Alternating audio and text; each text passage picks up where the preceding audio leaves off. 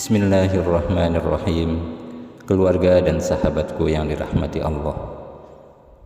Dikisahkan Asy-Syaikh Al-Alim Al-Allamah Abdullah bin Mubarak rahimahullahu ta'ala, seorang ulama besar yang lahir di Marwa, Turkmenistan tahun 118 Hijriah dan wafat di Irak tahun 181 Hijriah.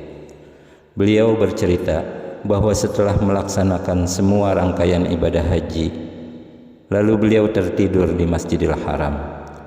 Di dalam tidurnya, beliau bermimpi melihat dua malaikat turun dari langit, dan keduanya bercakap-cakap.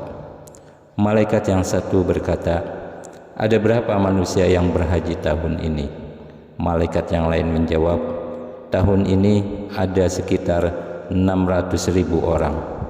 "Berapa yang diterima hajinya?" "Tidak satu pun."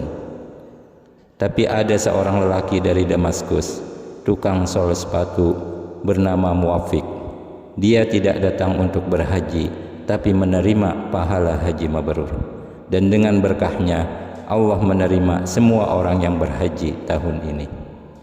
Setelah mendengar kedua malaikat itu berbincang, aku tersentak lalu terbangun dari tidurku. Aku duduk terdiam cukup lama sambil merenungi mimpiku tadi yang terasa sangat nyata. Tanpa pikir panjang lagi, aku segera bergegas ke kota Damaskus di Syria untuk bertemu dengan Muwafiq. Sampai di sana, aku bertanya-tanya kepada penduduk setempat cukup lama, sampai akhirnya aku berada di depan pintu rumahnya. Setelah ku ucapkan salam, lalu datang seorang lelaki menghampiriku. Aku bertanya, "Siapa namamu?" Lalu dia menjawab, "Muwafiq, tuan siapa?" "Saya Abdullah bin Mubarak dari Irak. Saya baru saja pulang dari perjalanan haji dan singgah di kota ini, sengaja ingin bertemu denganmu." Lalu aku menceritakan peristiwa mimpi yang terjadi di Makkah. Setelah selesai bercerita, aku bertanya kepadanya, "Wahai Muwafiq, amal apakah yang kamu lakukan sehingga Allah berkenan memberi derajat yang luar biasa ini?" Dia tidak benar-benar menjawab pertanyaanku itu. Sepertinya dia ingin menyembunyikannya dan mengalihkan pembicaraan kepada masalah lain. Tetapi aku terus menanyakannya sehingga dia akhirnya mau menceritakan juga salah satu amal yang pernah ia lakukan. Muwafiq berkata, "Wahai Syekh, aku ini hanya bekerja sebagai tukang sol sepatu. Tetapi aku sangat ingin menunaikan ibadah haji. Jadi selama 30 tahun aku menabung dan berhasil mengumpulkan 300 dirham untuk dapat melaksanakan rukun Islam yang kelima itu dengan biaya seadanya. Suatu hari aku berniat membeli seekor unta yang murah yang akan kujadikan kendaraanku menuju Makkatul Mukarramah. Tetapi ketika aku keluar rumah hendak melihat-lihat ke pasar unta, tiba-tiba istriku yang sedang hamil memanggilku. Dia mencium aroma masakan daging yang menggiurkan dari rumah tetanggaku, seorang janda tua dan miskin dengan 3 orang anak yatim yang masih kecil-kecil. Istriku memaksaku agar aku minta sedikit masakan darinya. Dengan berat hati, demi istriku yang sedang hamil, aku pun mendatangi rumahnya. Setelah ku ketuk pintunya, si ibu tetanggaku menghampiriku. Dia berkata, "Oh, Pak Muwafiq, ada perlu apa Bapak kesini?" "Begini Bu, istriku sedang hamil dan dia mencium aroma masakan daging yang harum dari sini. Apakah Ibu sedang masak daging? Dan ia ingin sedikit mencicipi masakan itu." "Tapi maaf Pak Muwafiq, saya malu menceritakan keadaan ini." "Kenapa begitu Bu?" "Anak-anak yatimku sudah 3 hari tidak makan. Tetapi ketika tadi pagi aku keluar rumah, aku menemukan bangkai himar yang tergeletak. Lalu kupotong sedikit daging pahanya dan kumasak. Daging ini hanya halal bagi kami, tetapi tidak bagi Bapak." Mendengar penjelasan itu, Muwafiq langsung pulang ke rumahnya dan kembali lagi ke rumah si tetangga dengan membawa 300 dirham yang sedianya untuk membeli unta. "Bu, pakailah uang ini untuk kebutuhan anak-anak yatimmu. Tapi ini banyak sekali, Pak. Bagaimana saya harus menggantinya? Tidak, Bu, ambil saja uang ini untuk keperluan sehari-hari. Saya ikhlas. Terima kasih, Pak Muafiq. Setelah itu, aku berpamitan dan pulang ke rumah. Di depan pintu, aku berkata di dalam hati, sesungguhnya haji telah ada di depan pintu rumahku. Kemana lagi aku harus pergi? Syekh Ibnu Mubarak melanjutkan kisahnya. Mendengar kisah Muafiq si tukang sol sepatu itu, aku menangis terharu. Tak terasa air mataku menetes, lalu kedekati dia. Saudaraku, sungguh sangat mulia hatimu. Semoga Allah selalu memberkatimu. Pantas Allah memberikan engkau derajat demikian agung karena amal yang luar biasa ini. Kau relakan keinginanmu selama 30 tahun untuk menunaikan ibadah haji ke Baitullah demi menolong tetanggamu yang miskin. Kau tunda hasrat ibadahmu demi memberi kehidupan kepada manusia. Kau sungguh orang yang benar-benar menjalankan agama ini lebih dari aku. Lalu Ibnu Mubarak membacakan surat Al-Ma'un. Kemudian kupeluk erat tubuh Muafiq lama sekali, seakan-akan tidak akan kulepaskan. Lalu aku meminta izin untuk melanjutkan perjalanan pulang kembali ke Irak. Demikianlah kisah kesolehan sejati yang diceritakan oleh Syekh Abdullah bin Mubarak. Kisah ini terdapat di dalam kitab Irsyadul Ibad karya Al-Fadil Zainuddin bin Abdul Aziz Al-Malibari dan kitab Warasatul Aulia karya Syekh Faraduddin Attar.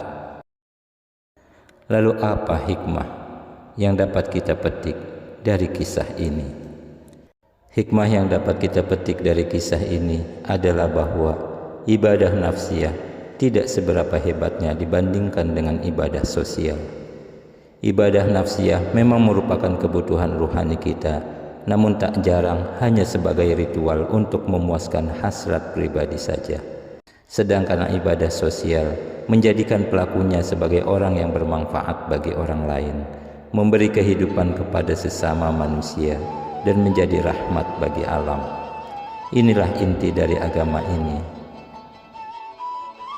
Keluarga dan sahabatku yang dirahmati Allah, menunaikan ibadah haji ke Baitullah adalah merupakan rukun Islam, kewajiban bagi setiap muslim yang mampu dalam perjalanannya. Ibadah haji ini sangat berkaitan dengan jasmani dan rohani yang sehat, serta didukung ekonomi yang cukup. Maka dengan rahmat dan keadilan Allah Subhanahu wa Ta'ala, bagi yang tidak mampu untuk melaksanakan ibadah haji, Allah berikan pengganti pahalanya dengan beberapa ibadah yang dapat dilakukan oleh setiap muslim dimanapun berada. Di antaranya dengan melaksanakan sholat Jum'ah yang baik. Rasulullah Shallallahu Alaihi Wasallam bersabda, Al-Jumu'atu hajjul fuqara. Sholat Jum'ah itu adalah hajinya orang-orang yang fakir. Maka laksanakanlah sholat Jum'ah dengan sebaik-baiknya, sesuai tuntunan baik wajib maupun sunnahnya. Kedua adalah sholat maktubah. Diriwayatkan dari sahabat Abu Umamah radhiyallahu an bahwa Rasulullah Shallallahu Alaihi Wasallam bersabda, Man masya ila sholatin maktubatin fil jama'ati fahiya kahajjatin, wa man masya ila sholati tatawwu'in fahiya ka umratin nafilah.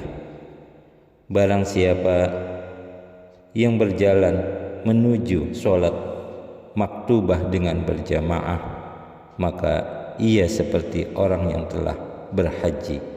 Dan barang siapa yang berjalan menuju sholat sunnah berjamaah, maka ia seperti melaksanakan umrah nafilah sunnah. Hadis rawahu Tabarani. Kemudian sholat subuh dan syuruk. Dari sahabat Abu Umamah radhiyallahu an bahwa Rasulullah Shallallahu Alaihi Wasallam bersabda, Man shallal ghadata fil jama'ati thumma qa'ada yadhkurullaha hatta tatlu'a asy-syamsu thumma shalla rak'ataini kanat lahu ka ajri hajjatin wa umratin tammah tammah tammah. Barang siapa yang melaksanakan sholat subuh berjamaah lalu duduk berzikir kepada Allah sampai terbitnya matahari, kemudian dia sholat 2 rakaat syuruk, maka baginya seperti mendapatkan pahala haji dan umrah yang sempurna. Hadis riwayat Tirmidzi. Kemudian menolong sesama muslim.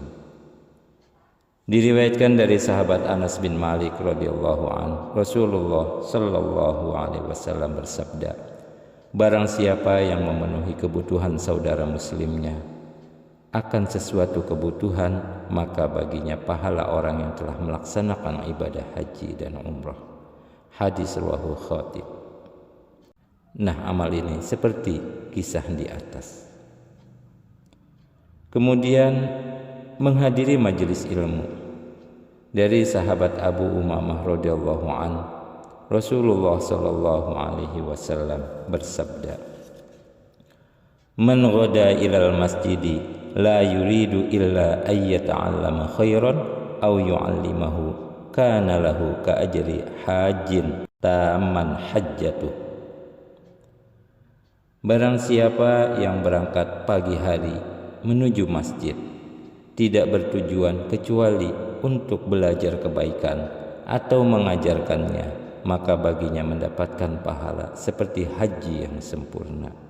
Hadis rawahu Tabarani fil Mujma' Kabir. Kemudian yang berikutnya adalah membaca tasbih, tahmid dan tahlil. Subhanallah, alhamdulillah dan Allahu Akbar setelah sholat maktubah sebanyak 33 kali, sebagaimana hadis yang terdapat di dalam Sahih Bukhari. Kemudian pahala yang setara dengan haji lagi adalah birrul walidain, berbakti kepada kedua orang tua.